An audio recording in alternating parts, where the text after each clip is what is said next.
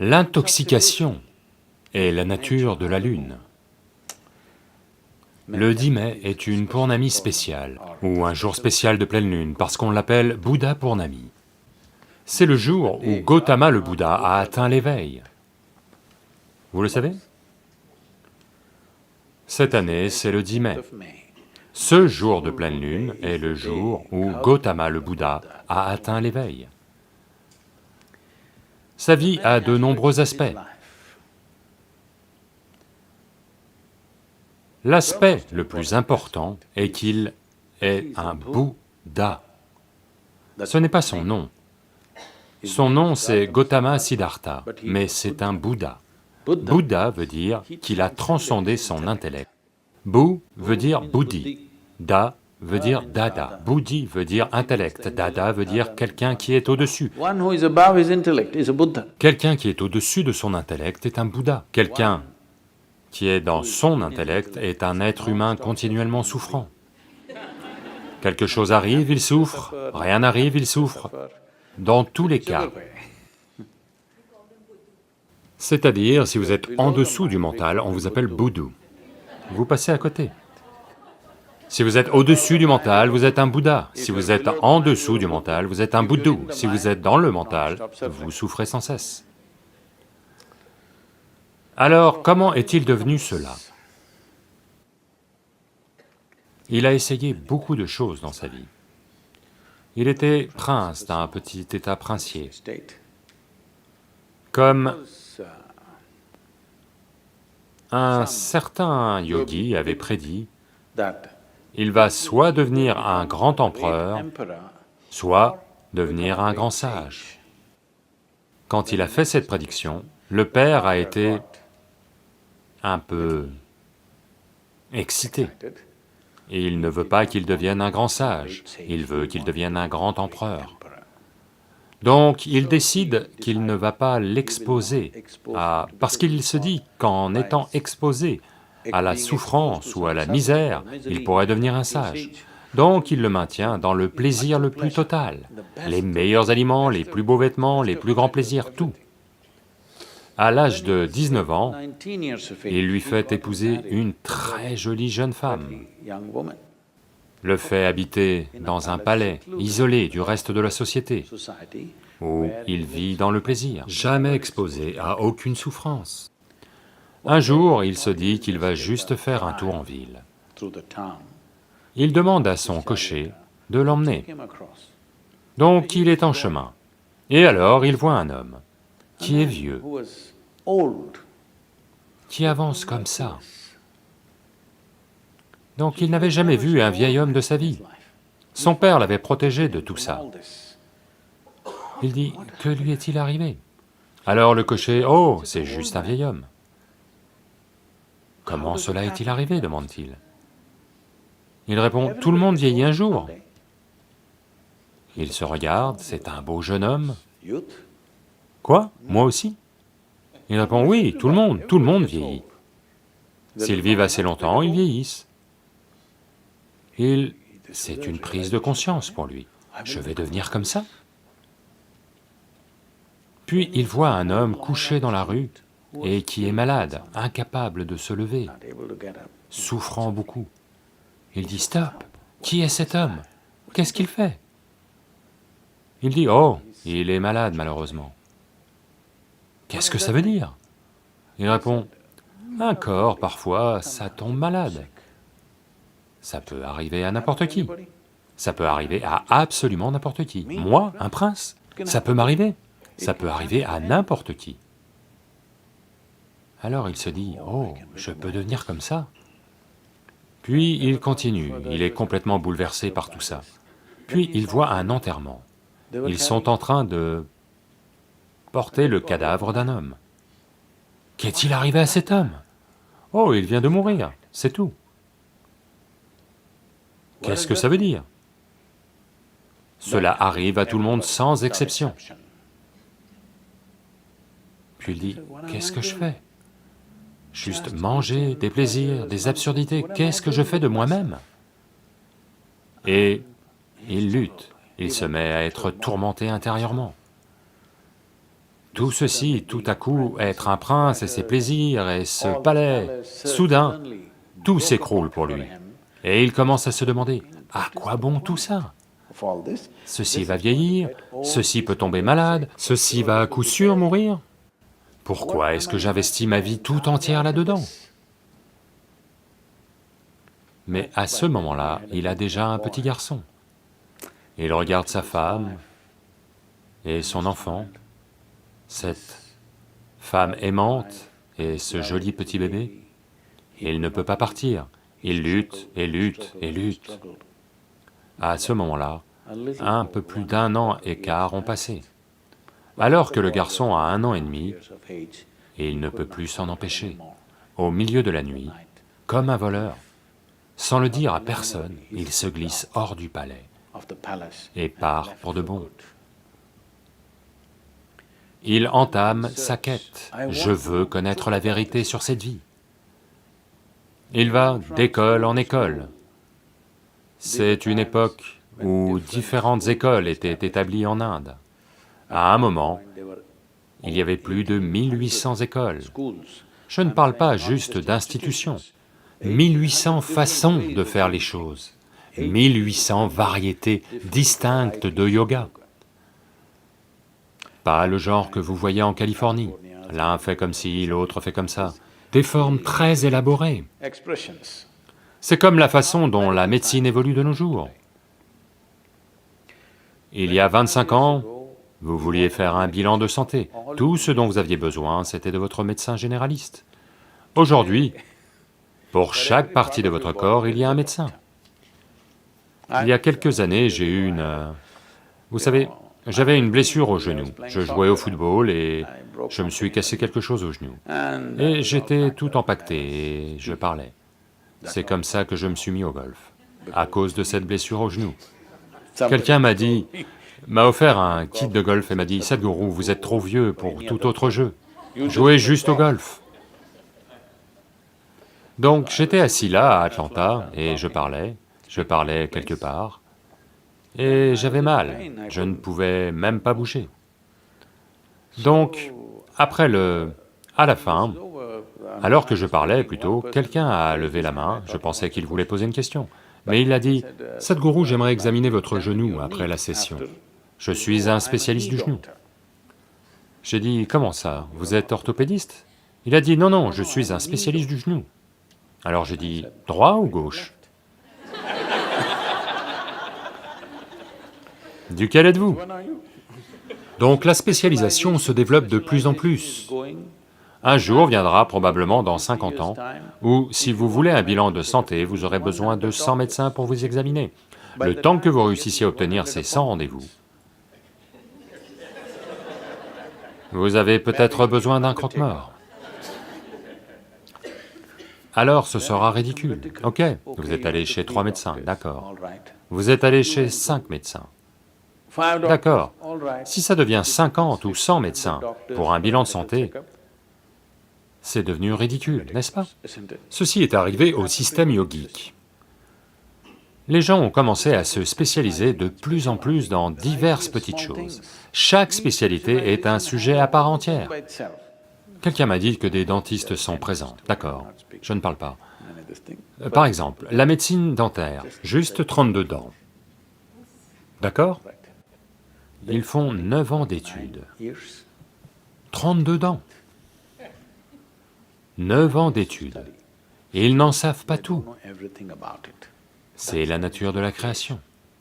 Si vous commencez à étudier une dent à la fois, vous verrez que chacune d'elles a quelque chose de particulier.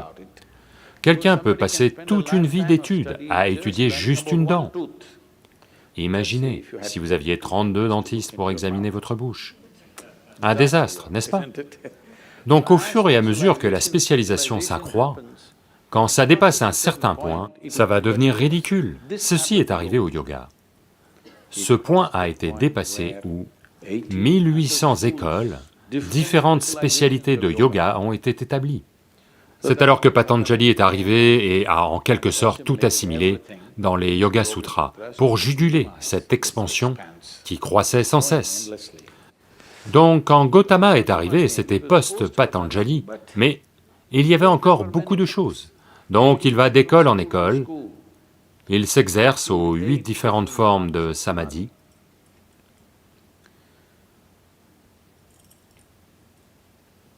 On parle de samadhi, d'accord? Il s'exerce aux 8 différentes formes de samadhi. Il voit que toutes sont des expériences merveilleuses, mais qu'elles ne l'ont tout de même pas libéré. Donc dans cet état, il marche en tant que samana.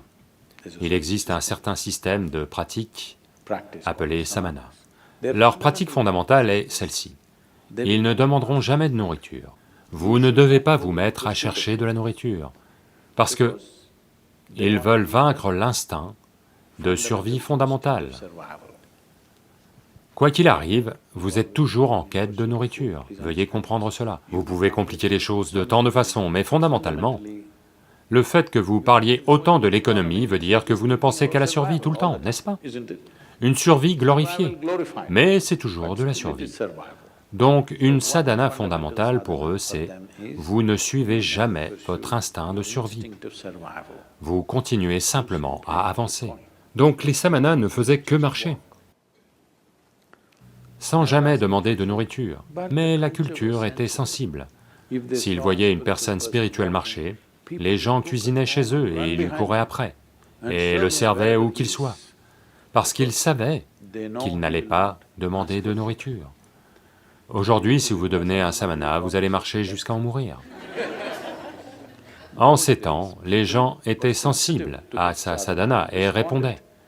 Donc il y avait des milliers de samanas parcourant le pays. Donc Gautama devient un samana.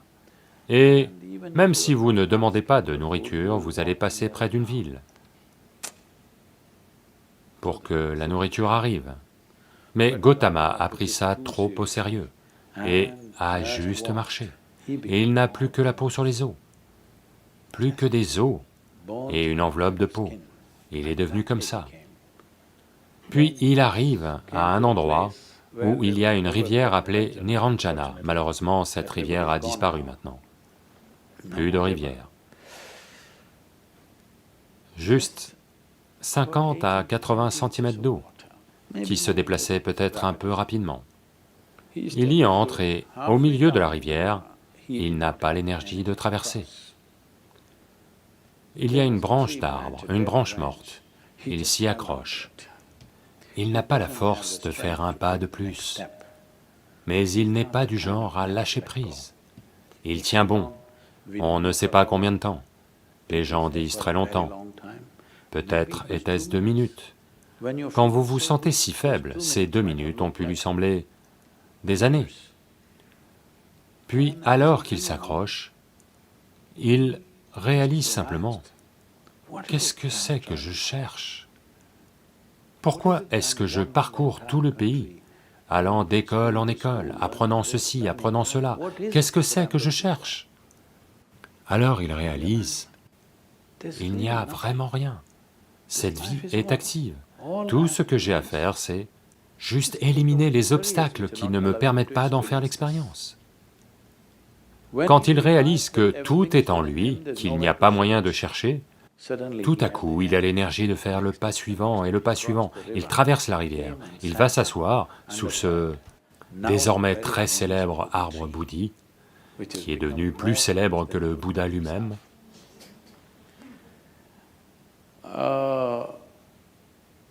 Une partie de l'arbre, un vestige ou un descendant de l'arbre existe toujours à Bodh Gaya. Et il s'est assis sous l'arbre, c'était cette nuit de pleine lune qui approche maintenant, le 10 mai, il s'assoit là, et s'assoit avec cette détermination. Soit je vois la nature ultime de mon existence maintenant, soit je reste assis ici et meurs. Je n'ouvrirai pas les yeux avant de la connaître. Une fois qu'il a pris cette résolution, parce que le seul problème, c'est qu'il n'y a pas de détermination. Toutes les 2 minutes, vos intentions changent. Si vous êtes pleinement actif, connaître ce qui est en vous, combien de temps cela va-t-il prendre? Ça va prendre un instant, n'est-ce pas? Parce qu'il n'y a pas de distance à parcourir. Le temps est une quantité qui n'est nécessaire que lorsqu'il y a une distance à parcourir, n'est-ce pas? S'il n'y a aucune distance à parcourir, si je vous demande combien de temps vous faut-il pour vous asseoir ici, vous êtes déjà assis. C'est déjà là, ça ne prend pas le moindre temps. Donc vous êtes déjà en vie et actif. La réalisation ne prend pas le moindre temps, parce que vous n'avez rien à faire de particulier. Au moment où il voit ça, il atteint l'éveil complet, et la lune brille. Et il n'a pas mangé comme il faut, depuis bien des mois, des années à vrai dire. Il a été un samana pendant 4 ans. Et les gens autour de lui, il avait rassemblé environ 5 disciples, je pense. Ces disciples se disent, c'est un vrai, parce qu'il ne mange pas, il est vraiment strict. Et ils voient qu'il est dans un certain état, un état exubérant, et ils peuvent voir que son visage est illuminé. Alors ils attendent qu'il ouvre les yeux et leur donne un enseignement. Il ouvre les yeux, les regarde, sourit et dit, « Cuisinez quelque chose, mangeons. » Ils sont complètement dépités, ils se disent qu'il a perdu la tête. Ils ont marché avec lui pendant 4 à 8 ans, alors qu'il n'avait rien d'autre qu'une torture. Quand il a atteint l'éveil, ils l'ont quitté. Parce qu'il voulait entendre quelque chose de sévère. Il a dit, cuisinez quelque chose, mangeons. On a perdu notre temps.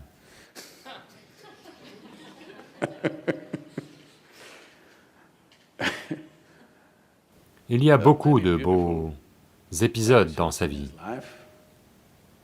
Un jour, il marche le long d'une berge, après être devenu un Bouddha, et va s'asseoir sous un arbre. Sous un arbre, pas parce que c'est le meilleur endroit où s'asseoir, vous savez, les fourmis peuvent vous avoir, mais parce que c'est le seul bien immobilier à cette époque. Il n'y avait pas des bâtiments et des bâtiments et des bâtiments partout. Donc un arbre est un bon endroit, un endroit agréable pour s'asseoir. Plutôt que de s'asseoir sous un soleil ardent, vous vous asseyez sous un arbre. Un astrologue, qui est très compétent dans son domaine, voit la marque de son pied sur la berge, où il est arrivé. En Inde, pour les gens qui... Bain signifie toujours rivière. Ces rivières disparaissent, je vous raconterai plus tard. Bain est toujours synonyme de rivière. Donc, il arrive pour prendre un bain dans la rivière et il voit l'empreinte. Il y a toute une science, ou plutôt des observations, grâce auxquelles, en regardant la façon dont sont les pieds, on peut prédire exactement ce que la personne va faire. Donc il remarque l'empreinte, et alors il voit que ceci est l'empreinte d'un empereur, quelqu'un qui devrait régner sur le monde. Alors il se demande, pourquoi une telle personne se trouverait-elle dans cet endroit isolé près d'une jungle? Puis il suit la trace, pensant qu'il va rencontrer un empereur. Puis il voit ce moine, Gautama, assis sous un arbre. Alors il observe cela, et il se dit, soit mon astrologie est complètement fausse, soit on me joue un tour, soit j'ai une sorte d'hallucination. Que se passe-t-il ici?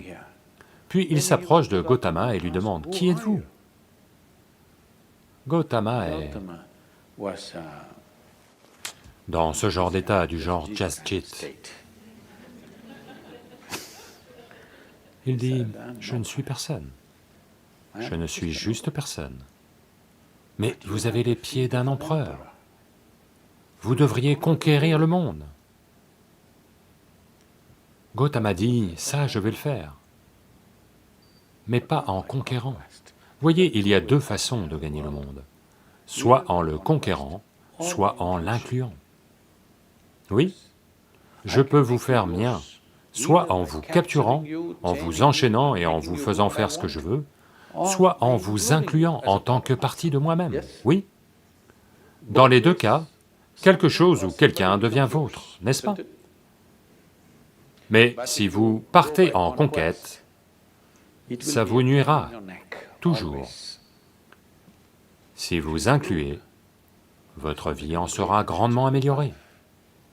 Il dit, « Je suis l'empereur du monde. » Alors il dit, « Vous êtes un moine, vous ne possédez rien, je ne possède rien et je ne suis personne. C'est pourquoi tout est à moi. Même les mathématiciens essaient de vous apprendre que le zéro et l'infini sont une seule et même chose. Donc le fait que vous deveniez une non-chose ne veut pas dire que vous êtes inutile. Être une non-chose veut dire que vous incluez tout, n'est-ce pas?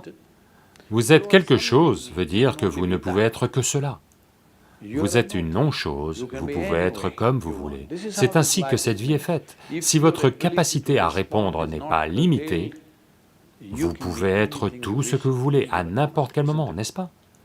Donc Gautama dit, je suis de toute façon l'empereur du monde, si c'est un mot que vous aimez, mais je ne suis en fait personne, parce que tout est de toute façon à moi. Si vous voyez, je suis responsable de tout, tout est à vous, n'est-ce pas? Comment quelqu'un devient-il vôtre? Parce que vous le possédez, ou parce que vous en prenez la responsabilité? Parce que vous en prenez la responsabilité, ils deviennent vôtres, pas autrement, n'est-ce pas? Si vous les possédez de force, ils ne seront jamais vôtres. Oui ou non? Si vous possédez quelqu'un de force, seront-ils jamais vôtres? Ils ne seront jamais vôtres. Alors cet astrologue s'assoit, il dit, vous êtes un moine, vous n'avez rien. En plus de cela, vous dites que vous êtes Jasjit, désolé. En plus, vous dites, je ne suis personne. Et que tout est à vous. Qu'est-ce que c'est que ça? Gautama dit, venez, j'ai une solution pour vous. Vous êtes occupé à faire des prédictions sur la vie. J'ai un plan. Pourquoi faites-vous des prédictions sur la vie? Vous êtes incapable d'établir un plan et d'exécuter un plan. C'est pour ça que vous vous rabattez sur des prédictions, n'est-ce pas? Oui ou non? Si vous êtes capable d'établir un plan et d'exécuter un plan, vous rabattriez-vous sur des prédictions? Non. Donc, Gautama dit, vous êtes occupé à faire des prédictions. Je suis ici, j'ai un plan. Venez, devenez une partie de mon plan. Nous allons faire se produire autre chose. Vous devez devenir une partie de ce plan. Nous pouvons faire se produire quelque chose de merveilleux.